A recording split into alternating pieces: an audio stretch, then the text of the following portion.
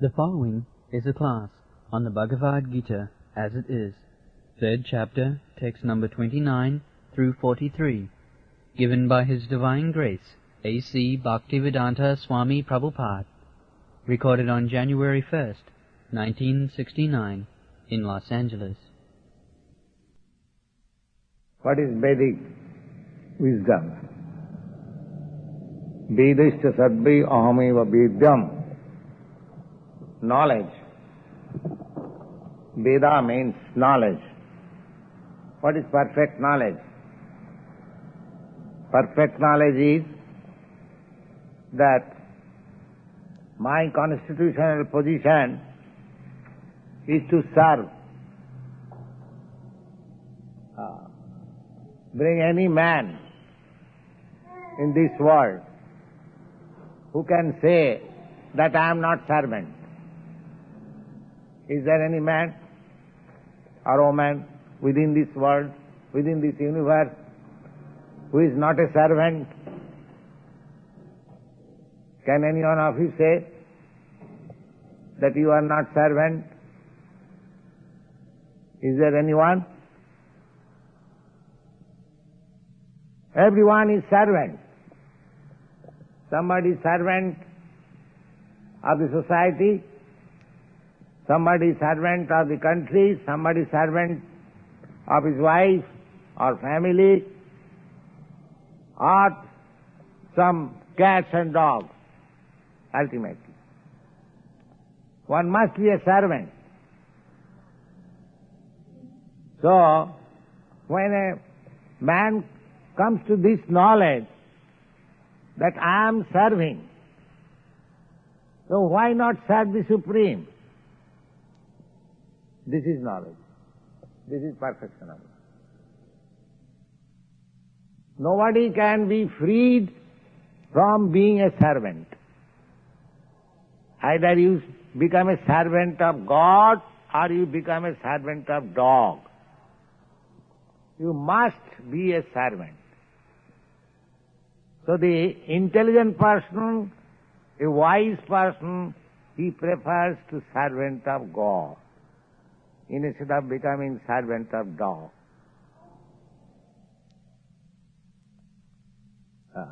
There is no escape that one is master. Nobody is master. Everyone is servant. Therefore, one who executes his duties according to my injunction, God's injunction, and who follows the teachings faithfully becomes free from bondage. As soon as you become servant to somebody besides God, then you are in bondage. You are in obligation. Obligation there is, but that is not bondage. To become servant of God is not bondage. But servant of dog is a bondage. So, the intelligent person is he who knows that I am servant. So why not become servant of the greatest? Just like somebody wants to be worker in government service. Why? Because government is very big establishment, great establishment. He has got many facilities. There is not bondage. Similarly, why not become the servant of the supreme government? That is perfection of knowledge. So long we are not servant of God, that means we are deficient in knowledge. And perfect knowledge is to become servant of God. Because you cannot escape by not being a servant. Everyone has to become a servant, this side or that side. Go on.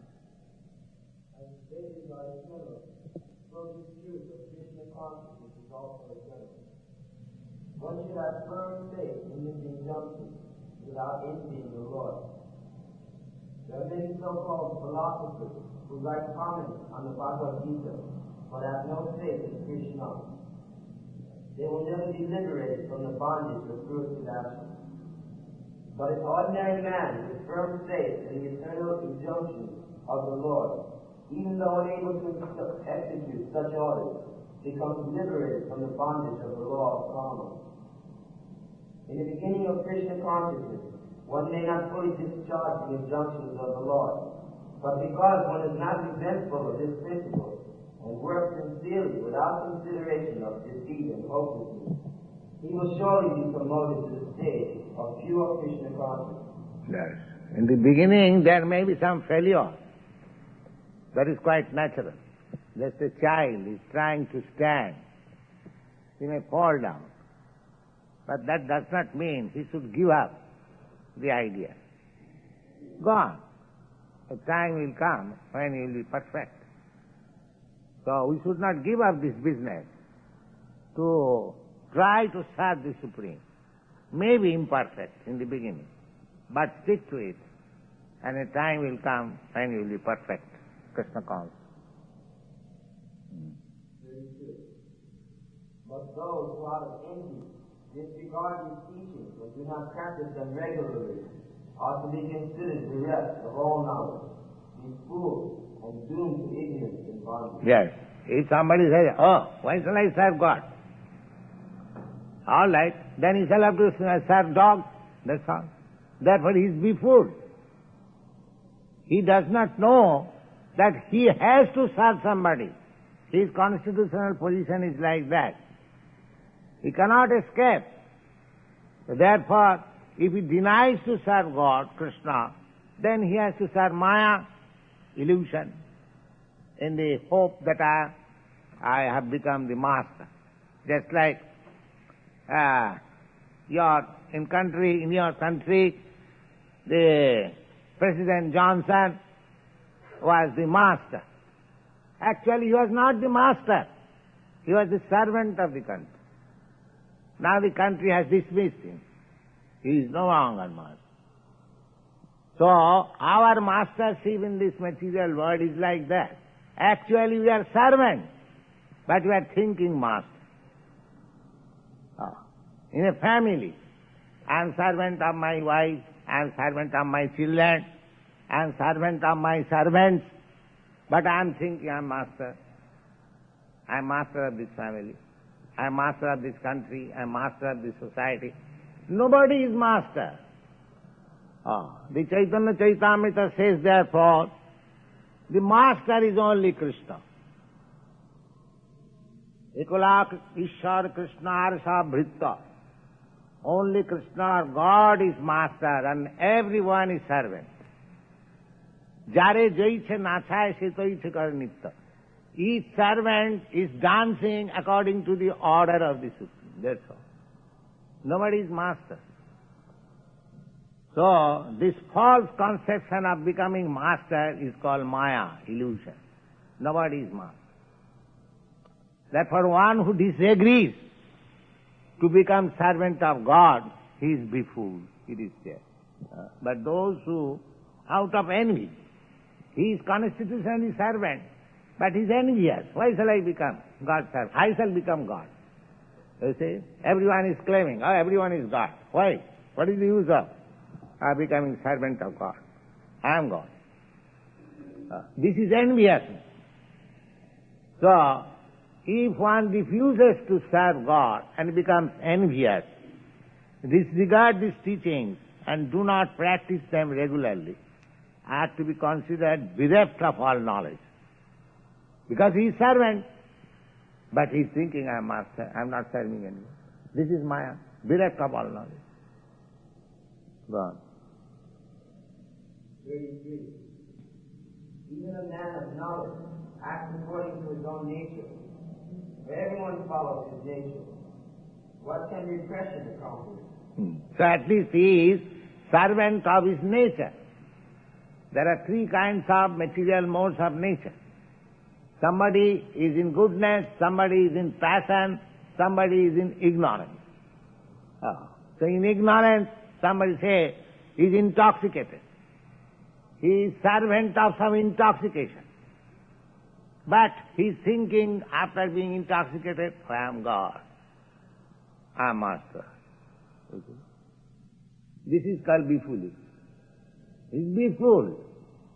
He is servant of intoxication and he is thinking, I am God. That's it.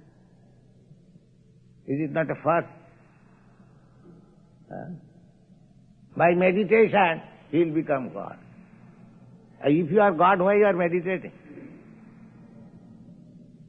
Therefore, there before, the direct process is, take to Krishna consciousness, I am eternal servant of God. Let me take to this business. Finish.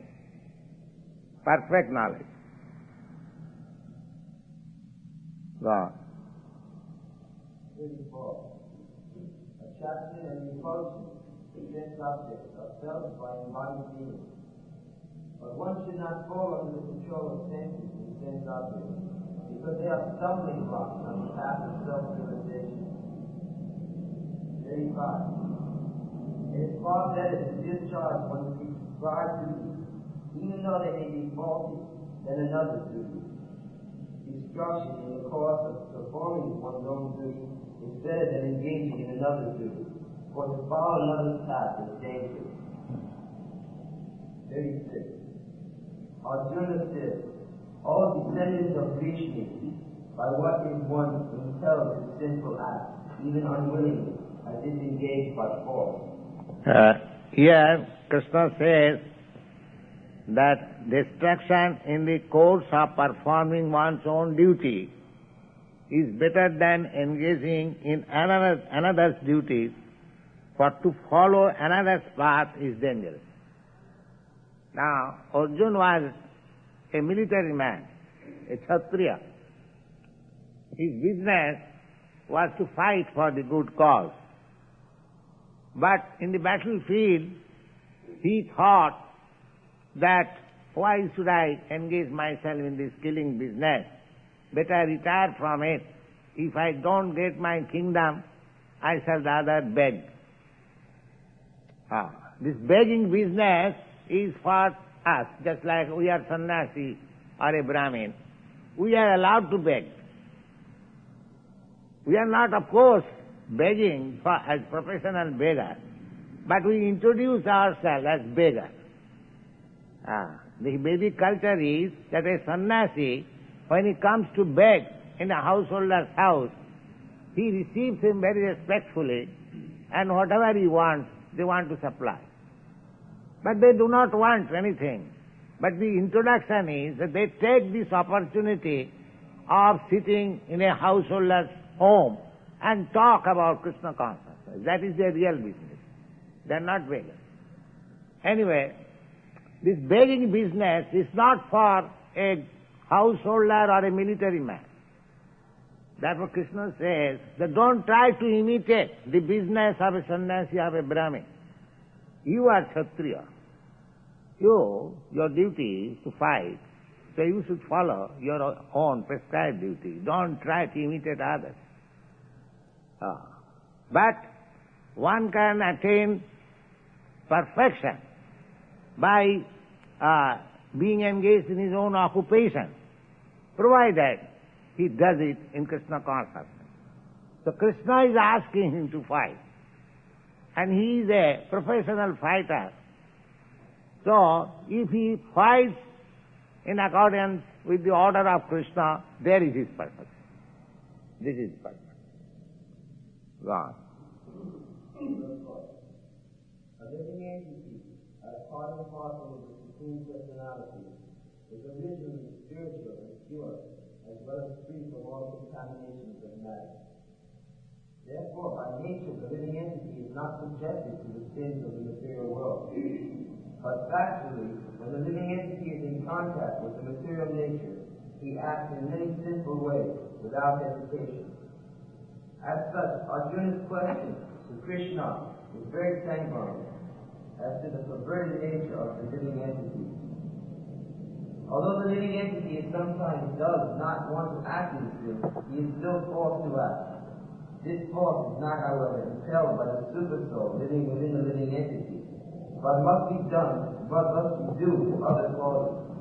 And that is explained in the next verse by the Lord. 37. The Blessed Lord says, "It is lust only, Arjuna, which is born of contact with the material modes of passion, and later transformed into wrath, and which is the all-devouring, sinful enemy of this world. Yes. Passion, if you increase your passion, then when you cannot fulfill your passion, you will be angry, wrath, one after another. So, this is due to our being situated in the modes of passion. As I have told you, there are three kinds of modes of material nature. One is goodness, one is passion, and one is ignorance. So, ignorance is the lowest quality, passion is still better than ignorance, and goodness is the highest good quality within this material world. And one has to transcend even goodness. Then he can go to the Krishna consciousness platform. So, one should not remain on the platform of passion. He should try to rise on the platform of goodness, and from there he should try to be promoted in Krishna consciousness. This is one method. But if you take to Krishna consciousness directly, then automatically you transcend the platform of ignorance, passion and goodness. Go on.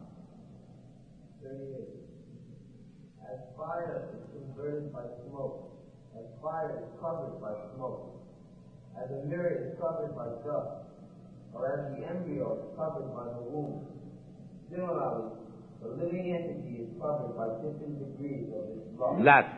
Different degrees of lust. Those who are in the modes of goodness, their lust is a different quality. Those who are in passion, their lust is in different quality. Those who are in ignorance, their lust is different. It is a question, just like there are first-class prisoners, second-class prisoner and third-class prisoner. So, after all, they are prisoners. Maybe first class, second class or third class, that doesn't matter.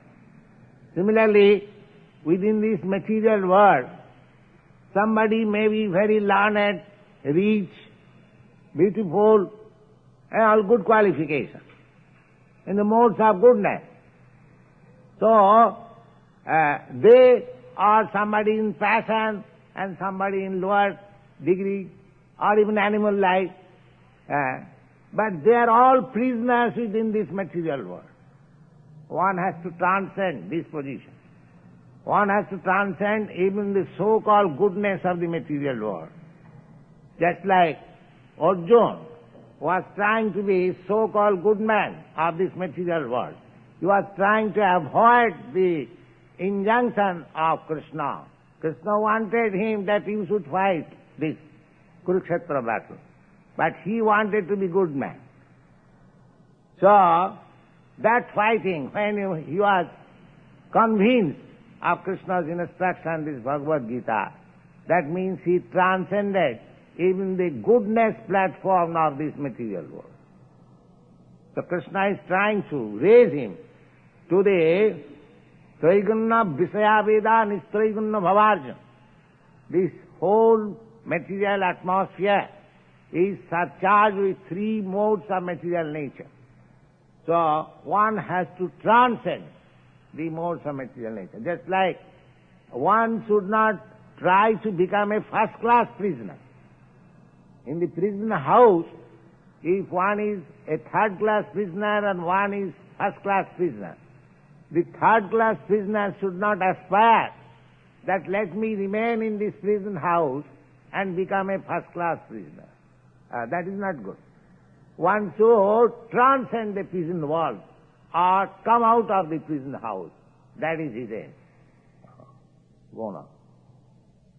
Therefore, there are three degrees of covering of the pure living entity, and thereby the pure consciousness of the living entity, or Krishna consciousness, is embarrassed by non-manifestation. This covering is but lust, under different manifestations, like smoke in the fire, dust on the mirror, and the womb about with the embryo. When lust is compared to smoke, It is understood that the fire of a living spark can be a little perceived. In other words, when the living entity exhibits his Krishna consciousness slightly, he may be likened to the fire covered by smoke. Although fire is necessary when there is smoke, there is no overt manifestation of fire in the early stage. This stage can be compared with the beginning of Krishna consciousness. The comparison of the dust of the mirror refers to the cleansing process of the mirror of the mind by so many spiritual methods. The best process is to chant the holy names of the Lord. The comparison of the embryo being covered by the womb is an analogy illustrating the most awkward position, for the child in the womb is so helpless that it cannot even move. This stage of living condition can be compared also to the trees. The trees are living entities, but they have been put into that condition of life by such a great exhibition of love that they are almost void of all consciousness. Yes, these trees, we should know that the trees, they are also living entities. But they have been put in such awkward position that they are standing up in a position for thousands of years. They cannot move even. If somebody is cutting, cannot protect. They have been put into such conditional life. If somebody is coming to do some harm, they cannot go away. So, the most abominable conditional life is the trees. The common mirror is compared to the birds and beasts, and smoke-covered fire is compared to the human beings. Yes, the birds and beasts, they can move. They can protect themselves from somebody who is coming to harm. But still, they have no knowledge. They seem a little better than the trees. Gone. In the form of a human being, the living entity can perceive a little Krishna consciousness. And if you make further development, the fire of spiritual life can be kindled in the human form. Yes. By careful handling of the smoke and the fire can be made to blaze. Yes. When the fire is covered by the smoke, if you little fan over it, then immediately there is blazing fire, immediately smoke is gone. Similarly, Krishna consciousness or God consciousness in every living entity, especially human being, there is, even in the aborigines, those who are called uncivilized. They are also offering some respect to the seas, to the thunderbolt, to a big mountain, something wonderful, they offer, they bow down. That means there is Krishna consciousness. So that's like a fire covered with smoke.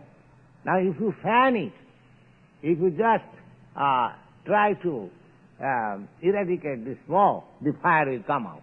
So we should take advantage. We have got now this consciousness, God consciousness. Therefore, in every human society, there is some sort of religious propaganda. Try to understand God. So we should take advantage of it. But instead of taking advantage of this opportunity, we have declared God is dead, I am God, this God, that God. So you are not fanning. We are rather going more and more away from God. This should not be done.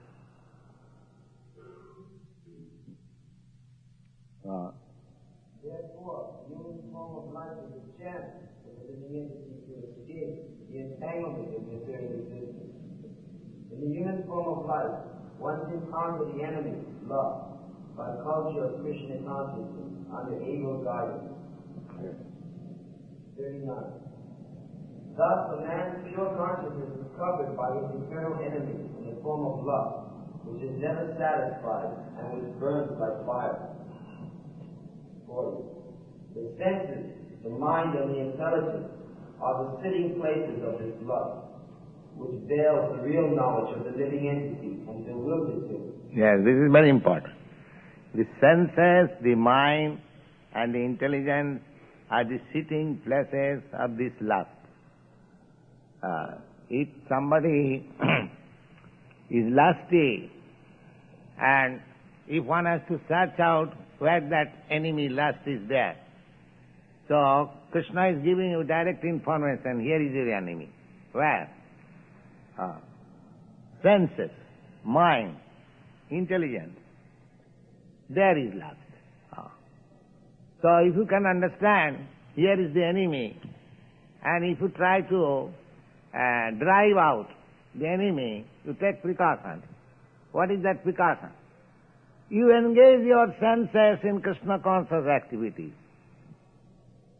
The lust will have no more place to attack your senses or sit on your senses. You engage your mind in Krishna. Immediately the lust from the mind will go away. Similarly, you apply your intelligence how to work on Krishna consciousness. These are the processes. The Krishna consciousness movement is like that. Apply your intelligence, apply your mind, apply your senses only for Krishna, and there is no more lust. You are free. There is no sitting place. Just like this glass. There is water. So how you can put in ink? Because there is no sitting place. Similarly, if you place Krishna in your mind, so lust will automatically go away. Just like if you place light in this room, the darkness automatically will go. There is no place for darkness. Krishna is light. The sun is light. As soon as there is sun rising, the whole darkness of night automatically disappears. So try to place Krishna in your mind, in your sensual activities, in your intelligence, then there will be no more lust. It will finish. Go on. 41. Therefore, Arjuna, death of the Bharati, in the very beginning, curbed the great symbol of sin, lust, by regulating the senses, and slay the destroyer of knowledge and self-realization. Yes. Good. Regulating, how can you regulate the senses? Not by artificial means. The yoga practice, of course, is meant for controlling the senses. But nobody can practice in this age perfectly yoga, neither one can control the senses. But this is practically. Just like our sense, tongue. We want to taste very palatable dishes. Now you supply palatable Krishna prasadam. You forget going to hotel immediately. This sort of process is in Krishna consciousness. We don't simply prohibit that you don't do this, but we supply something which is engaged by the senses and the mind, the intelligence, so that you do not require to be engaged otherwise. Positive and negative. Simply negative is no good. The Krishna consciousness is positive engagement. So there is no question of negative. Negative is already there. If you taking nice food stuff, then automatically you give up obnoxious and nonsense food stuff.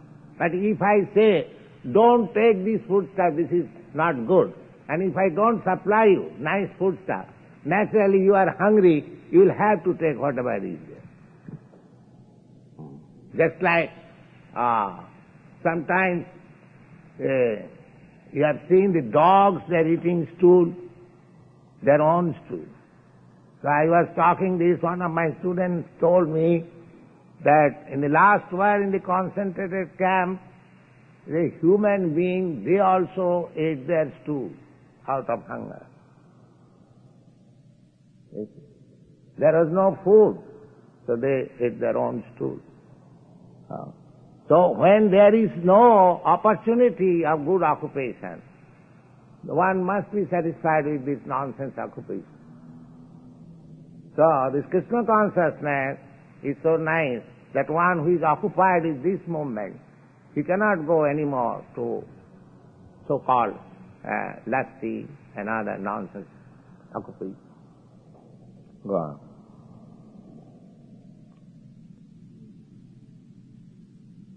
42. The working senses are superior to dull matter.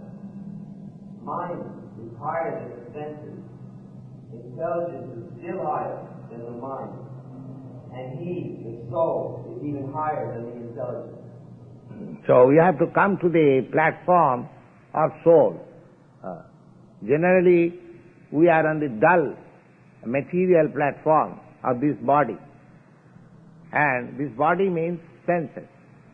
And this center of all these senses is the mind. And mind is also controlled by intelligence. And when you go above the platform of intelligence, then you come to the platform of spiritual soul or Krishna consciousness. That is your position. So one has to try to transcend all these three stages of material platform and then come to the spiritual platform. Yes. Thus knowing oneself to be transcendental to material senses, mind, and intelligence, one should control the lower self by the higher self, and thus, by spiritual strength, conquer this insatiable enemy known as love. So forth. This third chapter of the Bhagavad Gita is conclusively directed to Krishna consciousness. Through knowing oneself as the eternal servitor of the Supreme Personality of Godhead, without considering impersonal voidness as the ultimate goal, ultimate aim. In the material existence of life, one is certainly influenced by propensities of lust and desire for dominating the resources of material nature. Such desire for overlording and sense gratification are the greatest enemies of the conditioned soul. But by the generally, those who are under the bodily concept of life, they are struggling day and night. Why? To have overlordship of this material nature. This is material activity. And those who are on the mental platform, they are trying to philosophize, mental speculation. Those who are still intelligent, they are taking to this yoga practice by intelligently trying to controlling the senses. But as soon as you come to the spiritual platform, automatically these things are done, because all your senses, mind and intelligence are occupied by Krishna consciousness. God.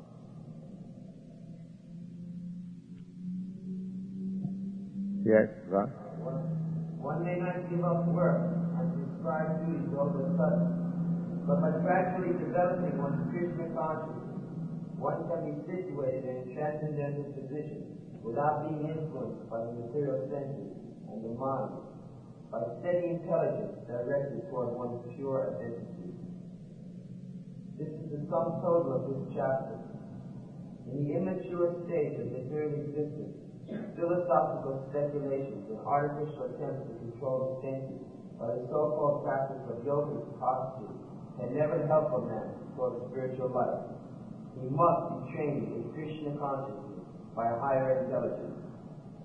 Thus ended Bhaktivedanta Purport to the third chapter of the Srimad Bhagavad Gita in the matter of karma yoga, or the acting of one's prescribed duty in Krishna consciousness. Yes.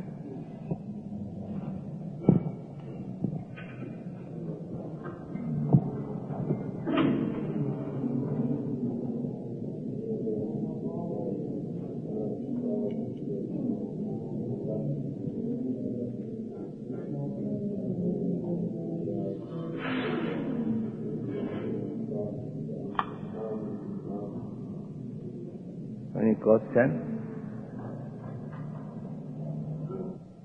Yes. In your purport of the verse, you're talking about truly the position of the tree, how it is put in this position due to the previous engagement, exhibition of love. Page. Alright, I'll take 106. Yes. Did it? Where? So comparison of the embryo being covered by the moon is analogous, illustrating the most awkward position for a child in the womb. It's so helpless that it cannot even move. This stage of living condition can be compared also to the trees. The trees are living entities, but they have been put into that condition of life by such a greater condition of lust that they are almost void of all consciousness. Yes. So what is your question?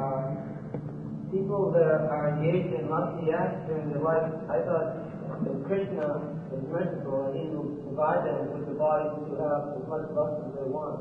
I can't see how a person could evolve into that body of a tree who's engaged himself in lusty activities during his lifetime. I don't follow. In the Bhagavad Gita, it stated that whatever one's consciousness is during his lifetime will be at the time of his death. And that will determine his next body. Yes. Now one who is very lusty, is living very lustily during his lifetime, his mind will be on his body. Yes. So there are many varieties of life. Just like somebody is very lusty and he wants sex enjoyment so many times a day. So there are many animals, many birds, they are giving the opportunity like that. Just like the pigeons, the sparrows, there are many birds, the swans, the ducks, they have got every day 20 times sex intercourse. So this facility is given to them. Similarly, somebody wants to eat meat and blood, he is given the chance to become a tiger. So Krishna is giving chance everyone.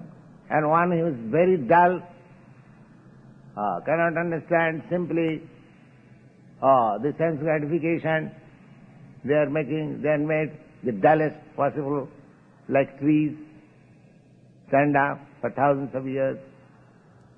So all these different varieties of life, 8,400,000, we have got different varieties. You can calculate. There are 3 qualities. 3 into 3 equals 9. 3 multiplied by 3, that becomes 9. And 9 multiplied by 9 becomes 81. Automatically it becomes more than 8 million. So, God's kingdom, His calculation, His fine judgment is very difficult to understand, but practically we see there are so many varieties of life. Why? They have been given chance, all life. You want this sort of life? Here it is. Take it. Accept it. So they are transmigrating from one life to another, one life to another, one life to another.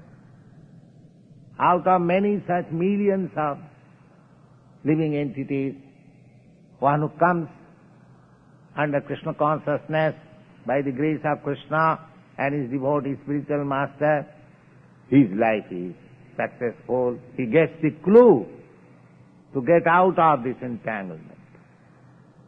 Otherwise, he is to trouble within these 8,400,000. This is all right. So Krishna is giving chance, whatever you want. But he is talking also the ultimate goal of your life. Sarva dharman parityajya mamekam saranam.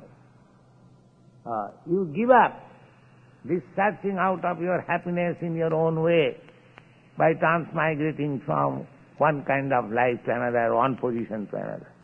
You just take shelter of me and I take charge of you. This is the whole proposition of Bhagavad Gita. This is Krishna consciousness. One has to give up searching out of happiness according to his own plan, but he has to submit himself to Krishna, who will take charge and will give you all happiness that you desire. That is Krishna consciousness.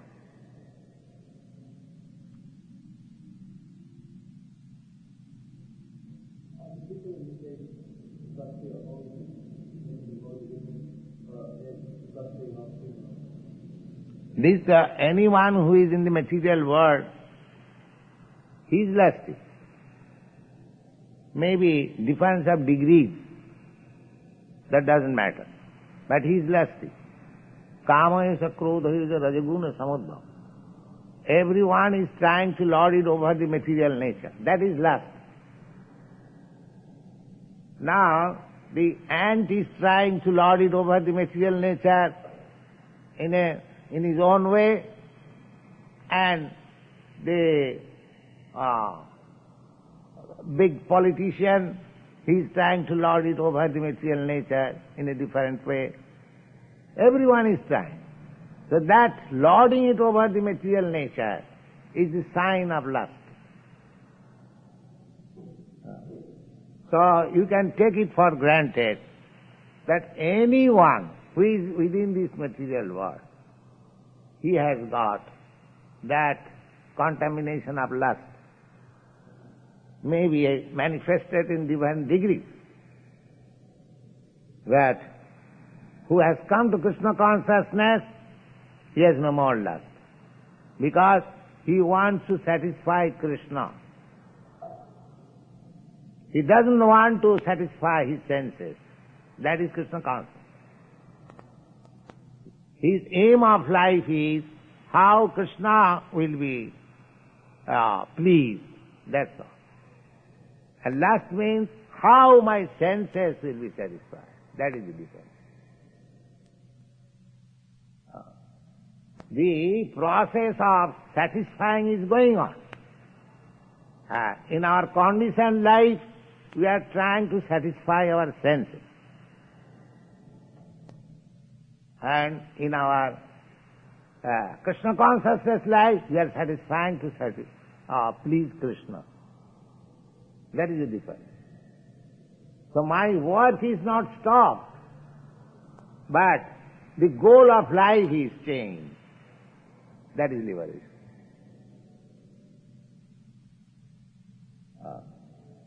We don't say that you kill your desire. No. You purify your desire to satisfy Krishna. That's all. Now your desire is to satisfy your senses. That's all.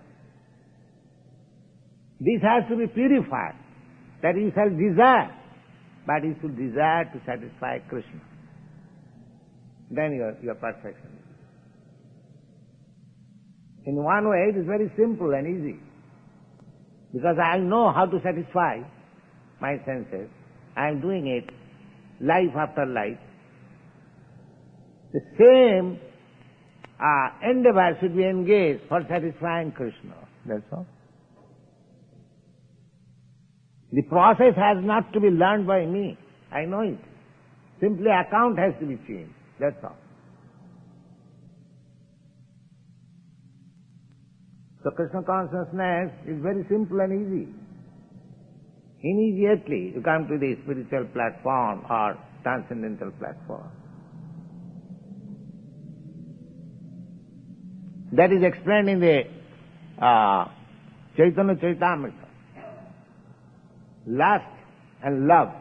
What is the difference between lust and love? In the material world there is no love,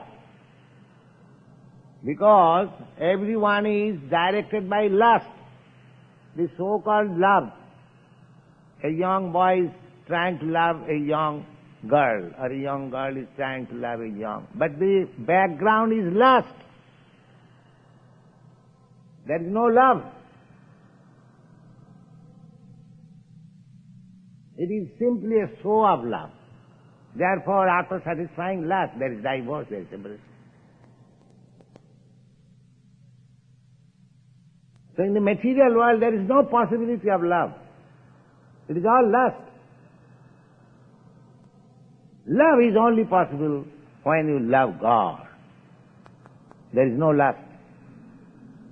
There is no question of sense gratification. Simply for love. Krishna is my lover, Krishna is my master, Krishna is my friend. Just like Arjuna. Arjuna is loving Krishna as friend.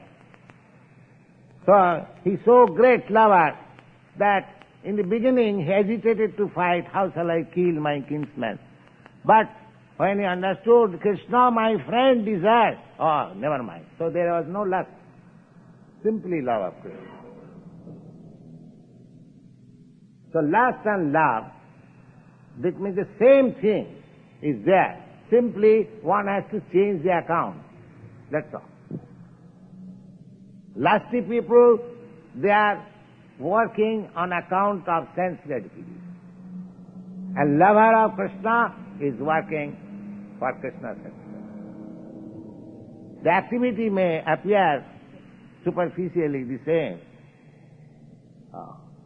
Just like these boys in Krishna consciousness, people may say, what they are doing? They are also eating, they are also cooking and offering Krishna. And they say, this Krishna consciousness, what is the difference between this food stuff and the hotel food stuff?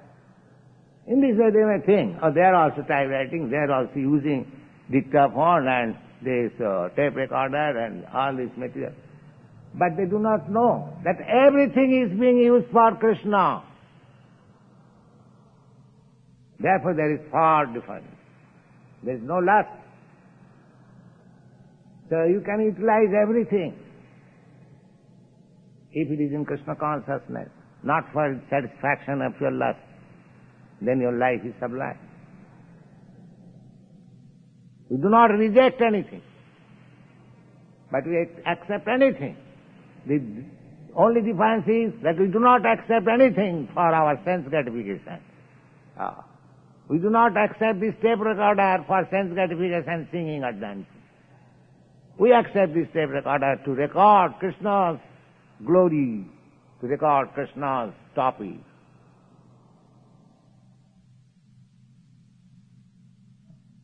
So this is the difference only. Nidbande Krishna sambandhe yukta vairagam uchyate. Dovetail everything in Krishna consciousness and it is perfect. And dovetail anything with your lust or sense gratification, apparently it may be very good, nice thing, but it is nonsense. It is lust.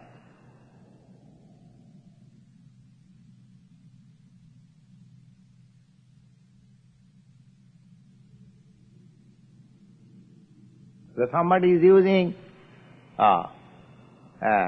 religion for satisfaction of his senses. Somebody is using Bhagavad Gita for satisfaction of his senses. We do not wish to discuss all this in detail. But actually, there is no training how to use things in Krishna consciousness. That is being now introduced in this movement, Krishna consciousness. How to make everything perfect, dovetail in Krishna consciousness.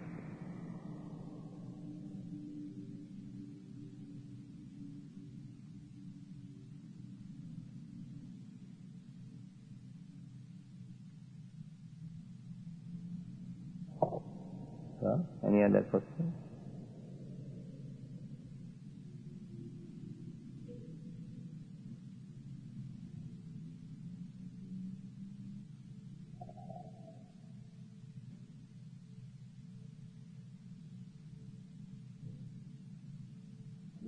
Living entities such as the trees, which are very much limited in consciousness and ability to move also, are these, they mentioned in the purport that they have been very lusty.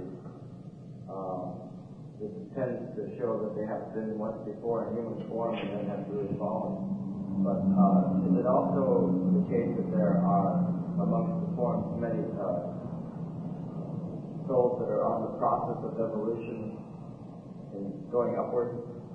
Yes, just like you are stepping some staircases. You go to the second floor or third floor, but somehow or other you fall down again. So you have to cross again this step. You follow? That does not mean because you crossed all the steps and went to the third floor, now you have fallen down. You have to cross again.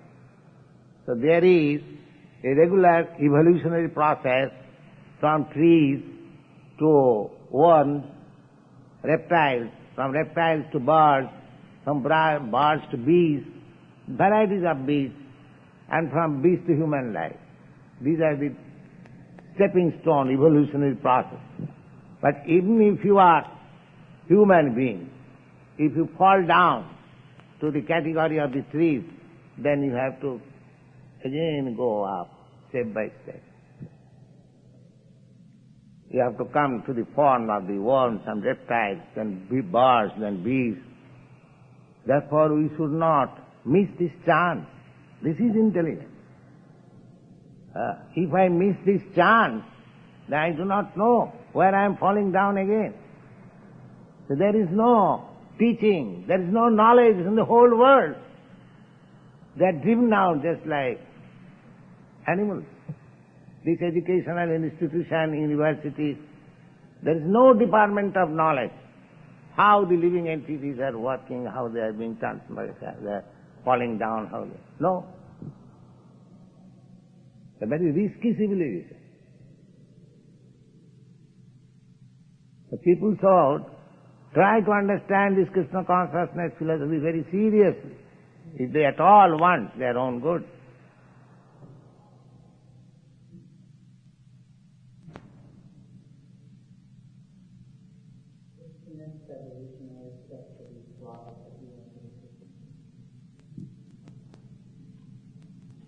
From trees, the worms. You see it from the flowers there are some butterflies. You have seen? The flowers generate some worms and they transform into butterflies. You have seen it. Then gradually they will become birds from butterflies.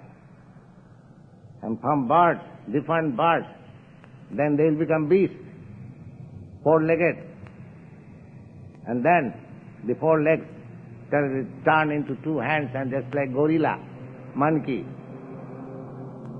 Then you will come to this beautiful form. And if you miss this opportunity, again you want to become butterfly. Go on. We'll check you. Become butterfly. Nature will not excuse you. As soon as you want to become butterfly, yes, come on. Here it is.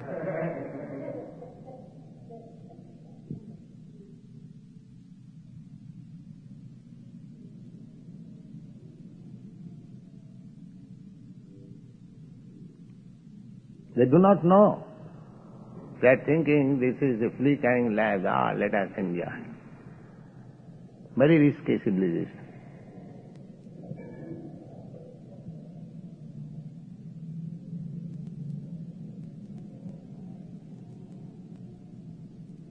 Jalaja Navalakhani Savra Lakhavinsati. These are all stated in the Puranas. These books were meant for human society. They are not reading.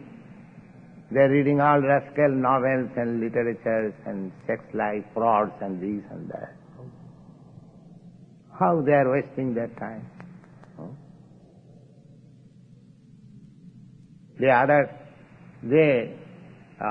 Govindas was showing me one literature, Hawaii, picture, the boys and girls, they are enjoying this, what is called, this surface, spending money, you see. But there is no instruction how they are wasting their time. this human form of life, simply by jumping in the water.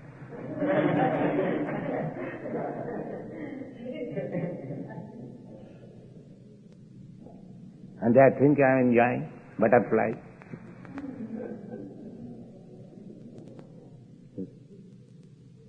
They do not know the value of this life.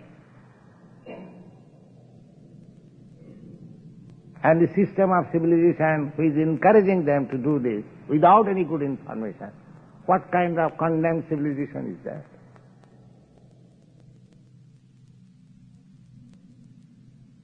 Pulling by force to the darkest region of hell. They do not know. Although the hellish condition of life is in the front, there are so many varieties of life. They do not question where from these lives come.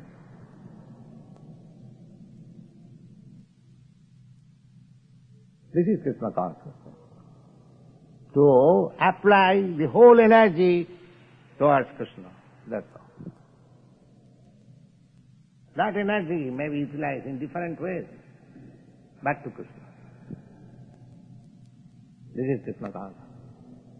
Chant Hare Krishna.